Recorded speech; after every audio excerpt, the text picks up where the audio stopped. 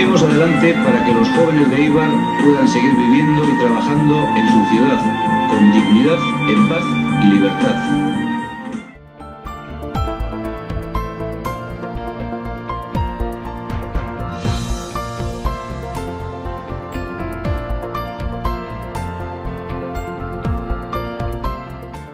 Elekzioak daude buruan, elekziotan bihotza.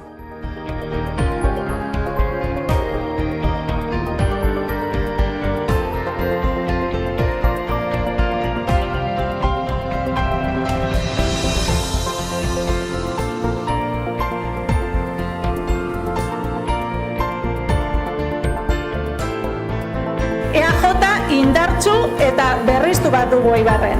Agintea hartzeko prest eta prestatuta. Gure aurrekoen esperientziaz lagunduta, ziur nago maiatzeko hauteskundeetan emaitza oso onak aterako ditugula. Eibarren irabazi egingo dugula. Gure momentua da